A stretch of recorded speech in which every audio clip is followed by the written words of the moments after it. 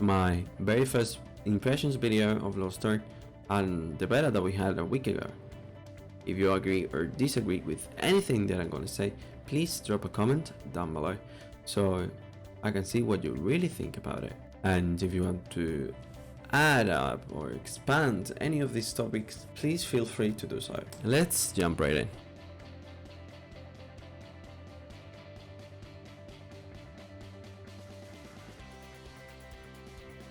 This topic here is about choosing a class. We gotta ask ourselves the question of why is it hard for us to find a class? Is it because the animation, how they look like, or the ability and the lock? What is the reason? And I gotta say that it's really hard to get one of them because there is a lot of options ranging from different classes from let's say warrior, mage, hunter, assassin, and fighter.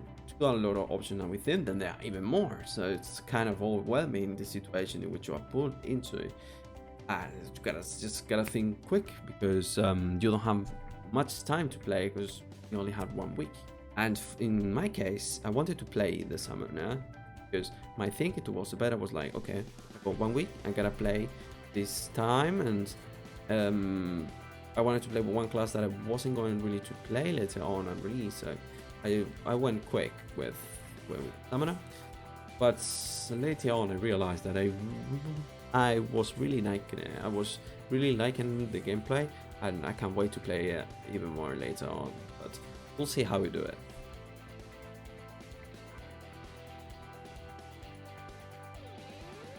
Next up we have leveling and story progression.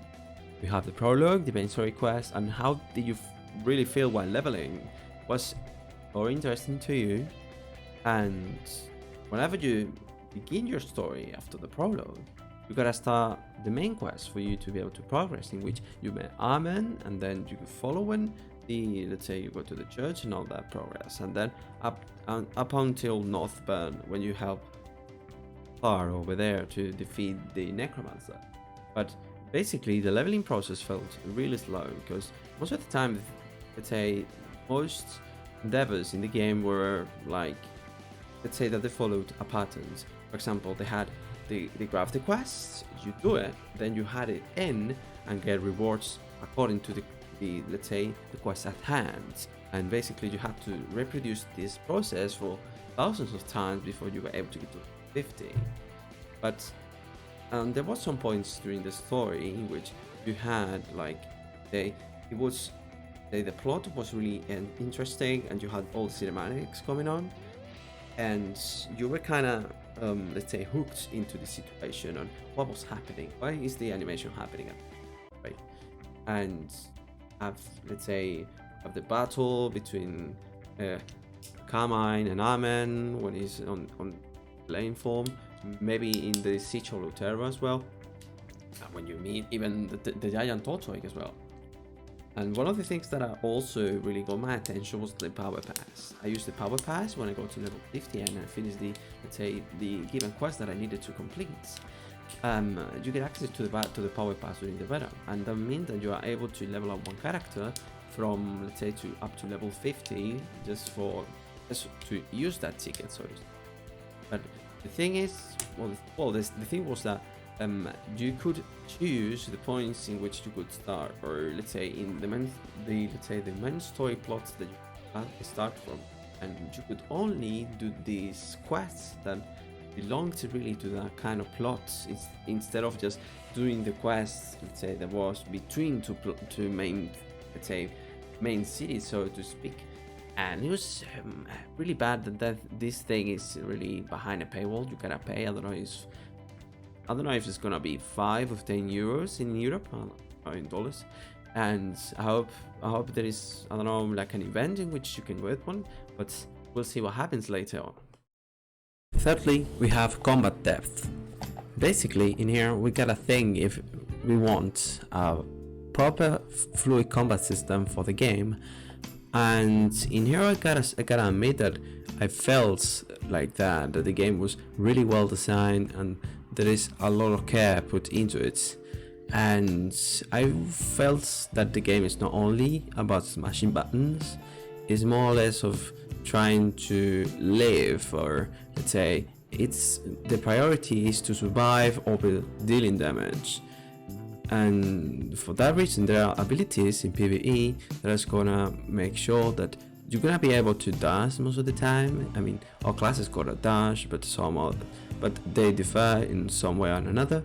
And there are abilities we're gonna proc, let's say, you're gonna reduce the impairment bar from bosses, and it does really make the difference when you have to really, let's say, use those kind of abilities to reduce that bar from the boss. And when it's all down to zero, it's gonna be, let's say, taking more damage from that position, and you'll be able to do damage as well.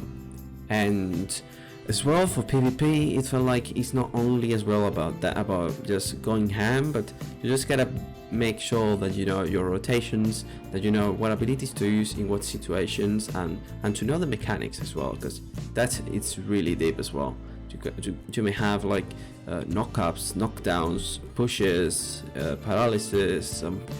There is a lot of stuff that I don't even begin to comprehend myself, and it's gonna take a while before I get used to it. But I'm really liking the process, because it kind of reminded me on Battle Ride when I played it like 2 or 3 years ago when the game was still alive, and it was kind of the same feeling, because you just had to do like quite the synergies with your allies in order to win the matches, and it kind of felt like that in Lost Ark. And I hope that I can keep enjoying it until the dawn of time, basically.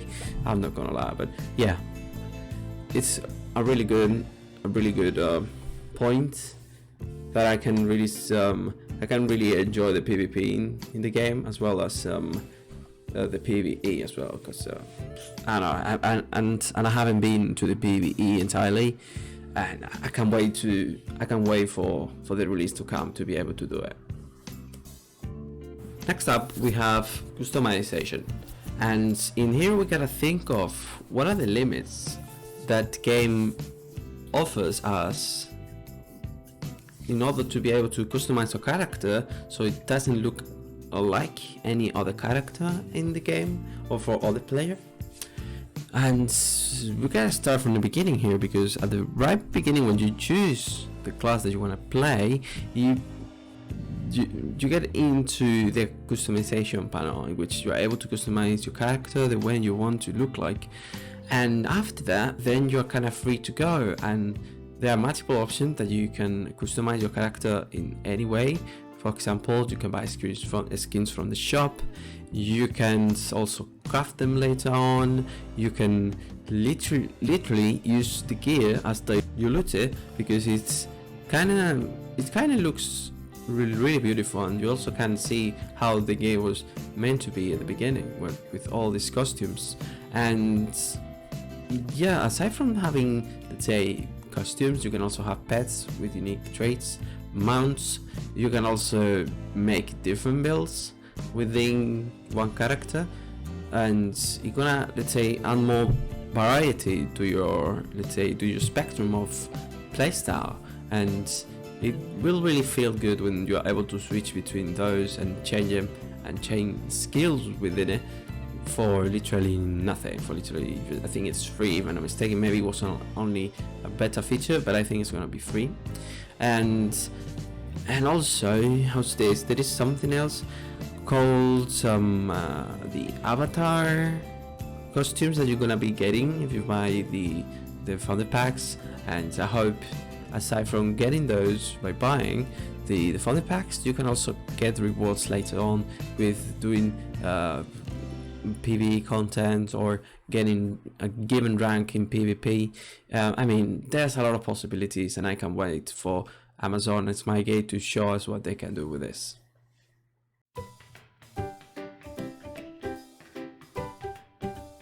And finally, we have exploration.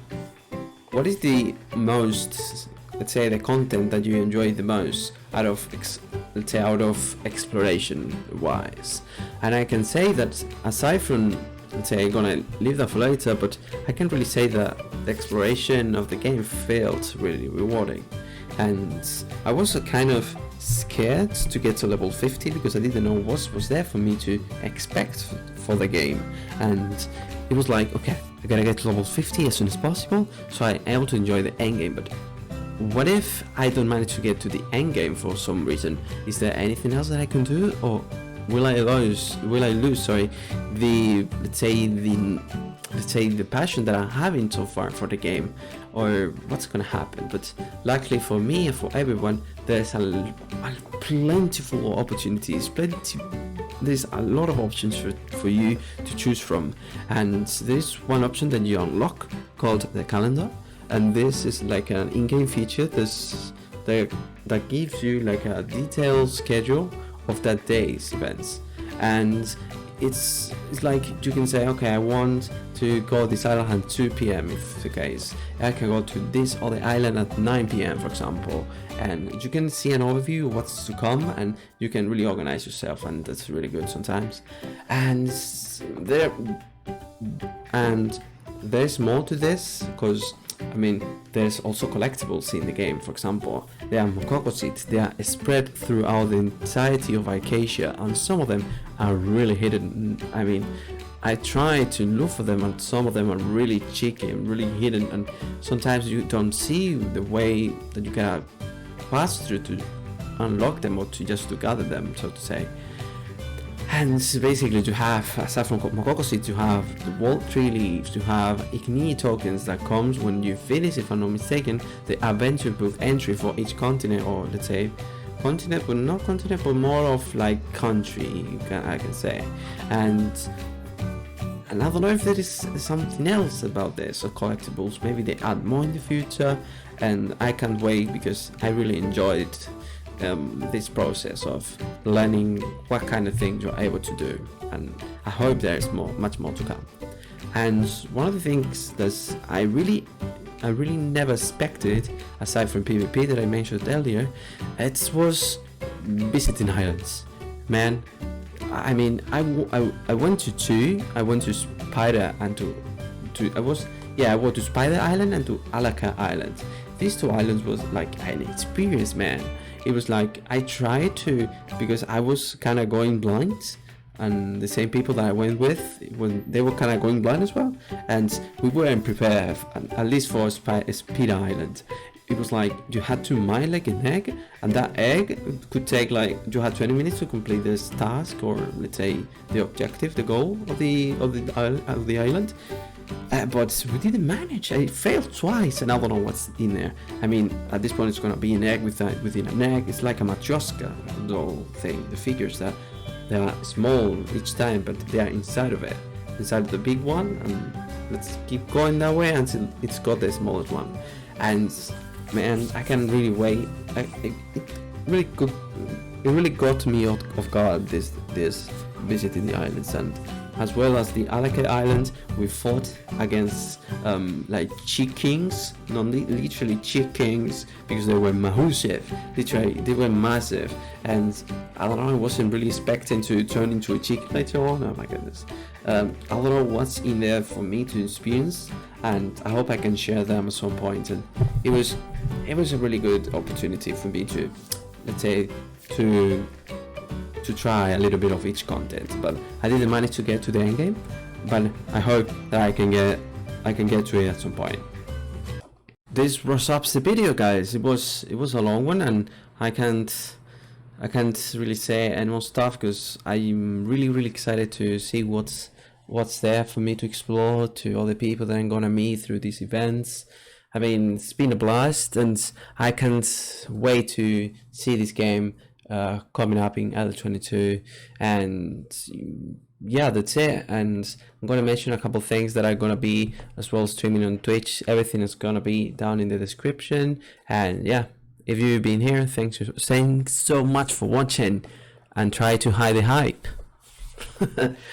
Goodbye, fellas. Have a good day.